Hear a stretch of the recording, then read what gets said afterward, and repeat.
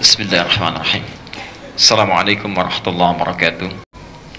Kita jawab dulu pertanyaan yang pertama dari saudara kita Abu Faisal dan Kesya, ini dari Bandung, menanyakan. Bismillahirrahmanirrahim. Assalamualaikum warahmatullahi wabarakatuh. Assalamualaikum warahmatullahi wabarakatuh. Bagaimana hukumnya membaca Al-Quran yang sedang ramai dibicarakan, yang dimaksudkan dalam langgam Jawa, sedangkan sikap mayoritas yang dasarnya tidak suka atau menolak, baik benar atau salah, sepertinya perlu mendapatkan perhatian dari ulama kita. Mohon diberikan bimbingan dan arahan dengan hujjah yang dapat dipertanggungjawabkan. Jazakallahu khair, Allah jazakum khair insyaallah.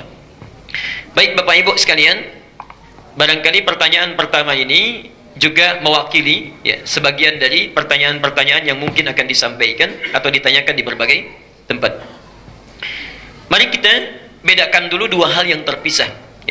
Karena pernyataan juga ada pernyataan di kalangan pejabat yang menyampaikan satu pendapat bahwa qiraat dan langgam itu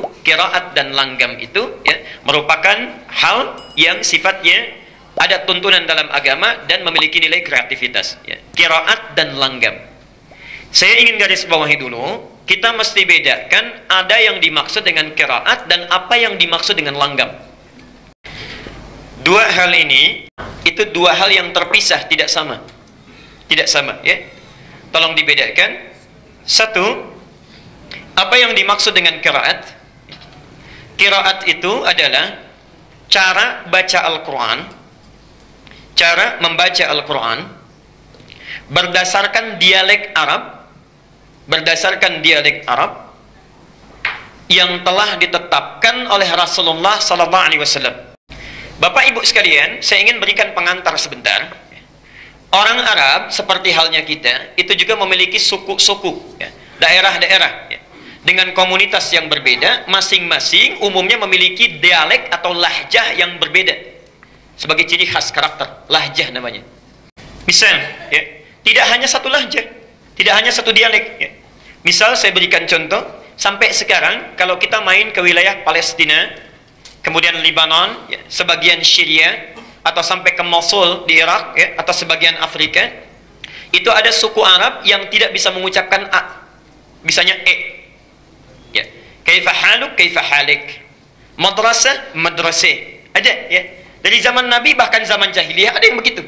Tidak bisa mengucapkan a, bisanya e. Jadi kalau disebutkan a, e saja. Ini satu saya. Ada yang tidak bisa hum, bisanya him, atau him mereka sebut hum. Bahkan ada yang nggak bisa him, bisanya himu. Ada itu Jadi kalau disebutkan him, alaihim, mereka alaihimu. Ada yang satu suku nggak bisa alaihim, nggak bisa alaihimu, bisanya alaihum. Jadi kalau bilang alaihim pasti alaihum. Bisa. Ada yang tidak bisa menyebutkan sin, bisanya sod. Jadi kalau misalnya, maaf, disebutkan sin, sirat, mereka baca dengan sod, sirat. Bahkan ada yang tidak bisa sin, tidak bisa sod, bisanya pakai zai. Dia baca dengan zai, zirat. Masya Allah. Jadi macam-macam sukunya. Dari sekian banyak dialek ini, secara umum dialek orang Arab itu terbagi pada 7 dialek. Secara umum. Dipetakan ini, dihimpun ini sejak masa Nabi, karena itulah kemudian Quran diturunkan dengan 7 dialek ini. 7 cara baca, 7 cara baca. Karena itu kita kenal sampai sekarang istilah qiraah sab'ah. 7 cara baca Quran, qiraah sab'ah. Ada 7 rawinya, 7 pembaca Qurannya, kemudian setiap rawi memiliki 2 qari, 2 orang pembacanya. Nah, jangan dikira baca Quran itu satu model, tidak. Cara baca Quran itu nanti ada 7 berdasarkan 7 dialeknya, cara bacanya. Misal, kita baca wadduha pakai a. Wadduha wal-laili idza saja ma wadda'aka rabbuka wa ma qala. Itu qiraat Hafs. Yang baca Hafs dari Asim, satu jenis model qiraat. Kalau kita mau baca misalnya dengan suku yang nggak bisa a, bisanya pakai e, maka turun riwayat yang kedua. Disampaikan oleh Hamzah, punya 2 murid namanya Khalaf dan Khallad. Atau bahkan nanti muridnya Imam Nafi' namanya Warash, dia baca pakai e. Wadduhi wal-laili idza saja ma wadda'aka rabbuka wa ma qala walal-akhiratu khairul laka minal ula. Ibu tertawa. Tapi kalau kita bacakan dengan A pada yang komunitas lisannya dengan E, mereka tertawa. Saya pernah bacakan itu, ya, begitu datang mushaf dari Indonesia, kami mengajar saat di Tripoli, ya, saat mengajarkan wadduha, itu cekikikan tertawa. Kok begitu ya katanya bacanya? Karena mereka nggak biasa, ya, masya Allah. Nah, ayat yang dibaca tetap sama, ya rahmatullah. Ya. Ayat yang dibaca tetap sama, maknanya sama, cuma cara bacanya beda. Contoh, maafkan saya, contoh saja, tidak bermaksud membedakan, tapi untuk menampilkan keunikan. Ada orang Medan di sini. Sepeda, dibilang apa biasanya? Sepeda. Ya. Antara sepeda dengan sepeda, bendanya sama nggak? Sama, cuma lisan cara bacanya mungkin yang berbeda satu sama lain. Ya, pengaruh lingkungan, ya, pengaruh tipologi geografisnya dan sebagainya. Ada di antara mereka, tadi saya sampaikan, nggak bisa baca sin. Bilang sin nggak bisa, bisanya pakai sod, ya. Karena itu baca ihdinas siratal mustaqim itu bahkan ada 3 cara. Pakai sod, riwayat Hafiz, ihdinas siratal mustaqim, kan? Ada bisa pakai sin, riwayat Qalun, ihdinas siratal mustaqim. Bahkan ada yang tidak bisa pakai sin, tidak bisa pakai sod, pakai zai bisanya. Ada riwayat Qunbul, muridnya Ibnu Katsir, ihdinas siratal mustaqim, pakai zai, ya. Jadi ada cara bacanya, semuanya sama cara bacanya, ya. Jadi tidak ada yang keliru, diturunkan berdasarkan dialek orang Arab sehingga memudahkan untuk membacanya. Kita yang di sini pakai riwayat Hafiz, ya. Yang ihdinas siratal pakai sad, ya. Kemudian pakai alaihim. Di Libya sana, termasuk Tunisia, itu pakai riwayat Qalun, ya. Yang kalau him menjadi himu, kadang-kadang menjadi hum, ya. Kemudian sadnya menjadi sin. Jelas sampai di sini? Ibnu Katsir yang punya tafsir Ibnu Katsir itu bacanya pakai riwayatnya lain, sinnya pakai zai. Ihdinas siratal mustaqim, pakai zai. Masya Allah, ya. Jadi yang dimaksud dengan qiraat adalah cara baca Al-Quran berdasarkan dialek Arab ini yang telah ditetapkan oleh Nabi. Karena ada dialek tertentu yang tidak bisa digunakan untuk baca Quran. Jelas sampai sini? Baik. Satu. Jadi disebut dengan apa?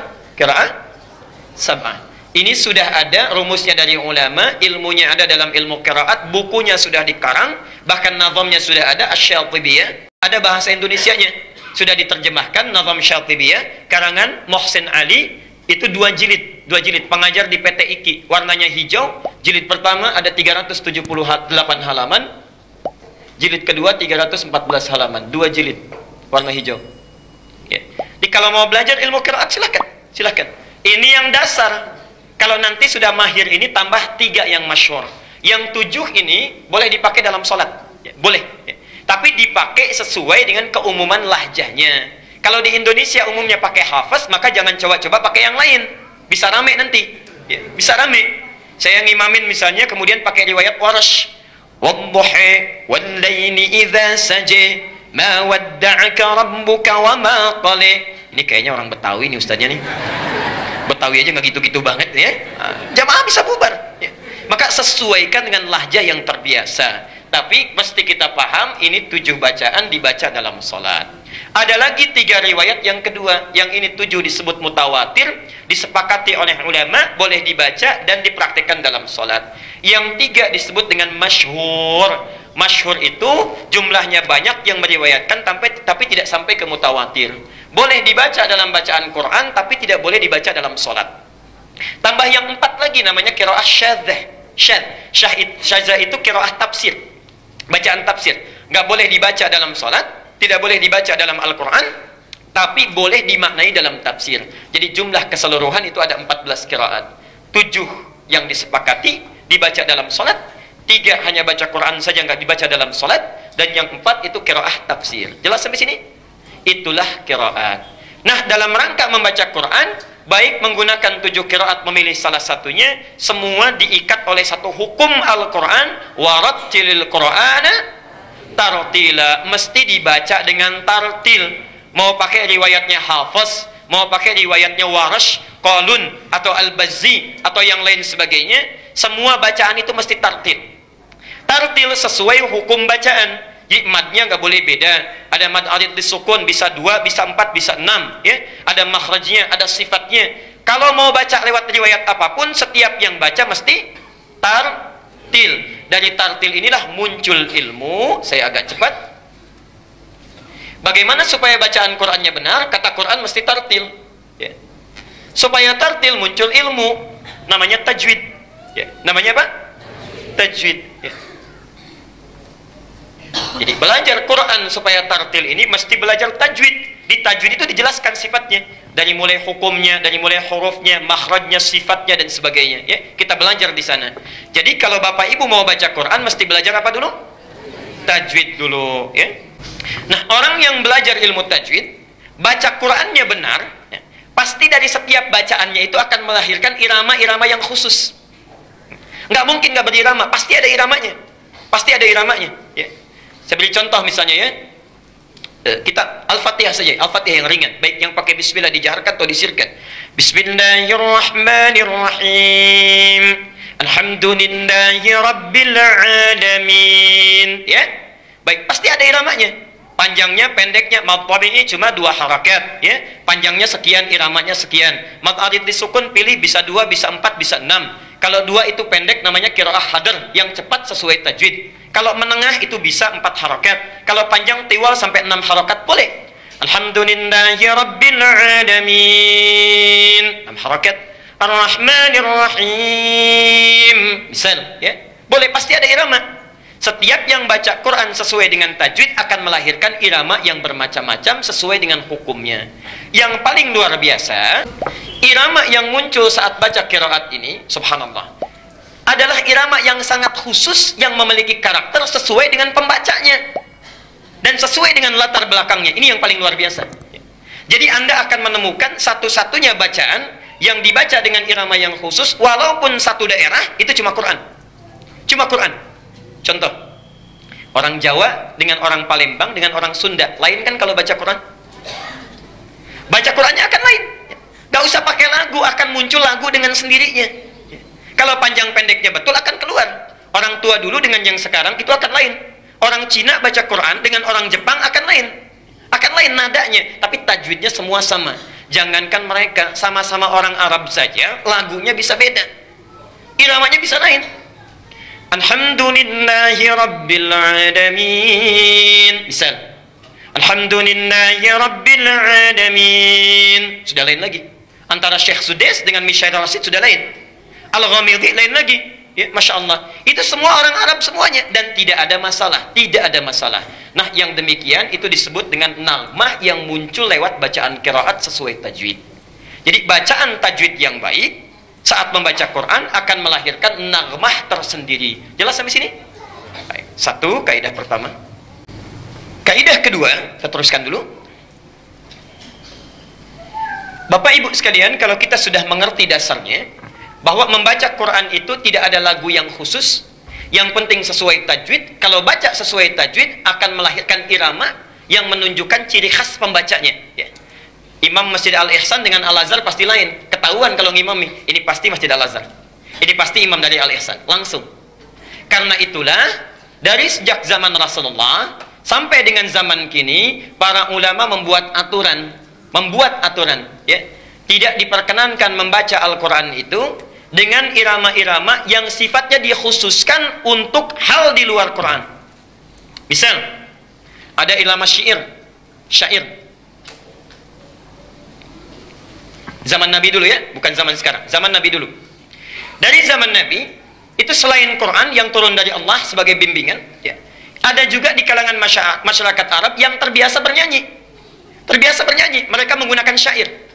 Quran bukan lirik, Quran bukan lagu, bukan untuk dinyanyikan, tapi dibaca dan dipahami. Dan turunnya Quran sekaligus untuk menepis syair. Ya. Yuk kita lihat. Sebelum masa Islam datang, zaman jahiliyah syair sudah ada. Syaratnya syair itu memenuhi 16 rumus. Ada 16 rumus. Dikenal dengan bahr namanya, bahrun. Setiap rumusnya. Ada yang disebut dengan bahr tawil, ya. tawilun lahu dunal bukhuri fadailu, fa'ulun mafa'ulun fa'ulun mafa'ilu, ya. Ada rajas, mustaf'ilun mustaf'ilun mustaf'ilun mustaf'ilun mustaf'ilun mustaf'ilun. Ada ramal, fa'ilatun fa'ilatun fa'ilatun fa'ilatun fa'ilatun fa'ilatun. Dari rumus-rumus sampai ke 16 ini, di situ mereka membuat syair-syair dan ada nagunya, ada iramanya, ya. Ada nagmahnya, ada musiknya, ya. Jangan dikira syair itu tidak ada lagunya, syair itu ada lagunya, ya. Contoh, saya berikan 2 contoh saja misal. Rajas yang mustaf'ilun mustaf'ilun mustaf'ilun. Kita berikan contoh singkat. Al-Asma'i punya qasidah namanya Sautus Safiril Bulbuli. Ini hebatnya orang Arab. Lihat benda saja itu bisa membuat syair. Sautus Safiril Bulbuli hayyaja qalbi thamiri al-ma'u waz-zarhu ma'a az-zahri lahdhul muqali fa anta ya sayyidi wa sayyidi wa maulali fakam tayammuni ghuzayyilun uqayqali qataftuhu min wajnatin min fi'li hadha ar-rajuli faqala la faqad ghada muharwili wa wal walad wali ya waylali faqultu la tuwalwili fabayyinu lu'ali qalat lahu hina kadha in harwadid dhul muqali kahatan kakailali tabuli. Itu yang mereka karang untuk menyanyikan supaya unta itu biasanya jalannya cepat, ya. Jadi kalau ingin unta kan kadang-kadang jalannya malas, ya, lambat. Nah, supaya unta jalannya cepat, dinyanyikan syair tadi pakai rojas itu di antaranya, ya. Misal kalau ingin mengangkat orang, ya, kemudian menyanjung-nyanjung itu pakai romal, ya. Pernah dengar kasidah ini? Ini dari syair. Tala'al badru alaina min thaniyatil wada'. Pernah dengar itu? Oke, pernah dengar? Baik. Kan ada ya lagunya, ya. Itu dari syair asalnya. Rumusnya romal, bah romal. Tala'al badru alaina. Itu romal, ada. Tapi sejak zaman Nabi sampai sekarang gak pernah orang baca Quran pakai rumus ini. Wadduha wallaili idza saja. Gak ada. Astagfirullah kalau ada yang baca. Tidak ada yang baca karena bukan tempatnya, ya. Jadi zaman Nabi saja orang jahiliyah sudah paham, pemusik nggak pernah menggunakan not balok musiknya untuk menggunakan bacaan Quran, karena memang lain, ya. Jadi mereka sudah punya rumus khusus, ilmu yang khusus. Kalau Anda jurusan bahasa Arab, ya, misalnya kuliah jurusan bahasa Arab, itu ada pelajarannya, namanya ilmu arud, ya. Yang Anda belajar bahasa Arab di pesantren-pesantren alfiyah itu kan dari sini rumusnya, ya. Rumus Rajas Ibnu Malik itu membuat 1000 syair untuk mempermudah belajar bahasa Arab. 1000 bait itu disebut dengan nazam namanya. Kalamuna lafdhun mufidun kastaqim wasmun wa fi'lun thumma harfunil kalim wahiduhu kalimatun wal qawlu am wa kalimatun biha kalamun qad yu'am bil jarri wat tanwini wan nida wa al wa musnadin lil ismi tamyizun hasal bi tafa'alti fa'altu atat wa ya if'ali wa nun iqbalanna fi'lun yanjali. Ada semua, ya. Kalau orang pesantren pasti belajar itu untuk belajar nahwu dan sarafnya. Jadi ada di sini. Jadi dari dulu pun zaman Nabi sudah ada rumus-rumus untuk membuat nyanyian, tapi tidak pernah dipakai melagukan Quran. Karena itulah sepakat para ulama, perhatikan, lagu-lagu yang sekiranya dikhususkan nagmah atau langgam dalam bahasa kita, yang dikhususkan diketahui menjadi ciri khas musik tertentu, dipergunakan pada hal tertentu, maka tidak boleh diperkenankan untuk dijadikan bacaan Quran. Karena itulah di awal abad ke-20 para ulama ahli qiraat berkumpul memilih jenis-jenis nagmah untuk dipelajari yang tidak pernah digunakan pada musik. Muncullah pertama kali alirannya di Mekah, disebut dengan aliran Makawi atau Makki, Makki atau Makawi. Masya Allah. Ada jenis nagmahnya, ya. Misal kita pernah dengar misalnya ada nada-nada Hijaz, ya, Nahawan, ya, dalam baca Quran. Dalam baca Quran ada Hijaz, ada Nahawan dan sebagainya, ya. Itu asalnya dari Mekah awal abad ke-20. Disempurnakan di Mesir. Munculnya para qari terkenal, Syekh Abdul Basit Abdul Somad, Syekh Husairi, lalu membuat rumus-rumus yang singkat, ada disebut bayati, dibagi lagi ada bayati qarar, ya. Kemudian misalnya ada bayati apa lagi yang pernah didengar? Bayati asli, bayati qarar, ya. Ada kemudian soba, ada kemudian Hijaz, ada kemudian Nahawan, macam-macam. Dan di kita kemudian dipopulerkan di awal abad ke-20. Yang ikut aliran Makawi misalnya ada Syekh Sya'rani, ya, Kiai Haji Arwani, itu ada, ya. Yang ikut aliran Misri, aliran Mesir, ya. Ada Syekh Muhammad Mukti Ali, Syekh Basori Alwi, itu ada, ya. Sampai dengan sekarang dipelajari dan melahirkan qori-qori internasional seperti Muammar, ZA dan sebagainya. Itu dari sini asalnya, ya. Dan tidak pernah mengambil dari nagom-nagom yang dikhususkan untuk musik atau hal tertentu. Jelas sampai di sini? Nah, jadi kalau ada pertanyaan bagaimana hukumnya melakukan Quran dengan langgam-langgam khas musik, maka hukumnya tidak diperkenankan. Itu pandangan saya. Tidak diperkenankan. Apalagi membawa hukum tajwid kepada lagu, itu sudah salah total. Sudah salah total. Ya. Kesimpulannya, tidak perlu lagi membacakan Quran dengan nada-nada tertentu. Cukup kita baca sesuai tajwid, akan melahirkan nada tersendiri. Jelas sampai sini? Ya, jadi tidak perlu ada langgam Sunda, langgam Jawa, langgam Sumatera, langgam Banten, itu tidak perlu, ya. Tidak perlu, cukup baca sesuai tajwid memunculkan bacaan yang khusus, ya.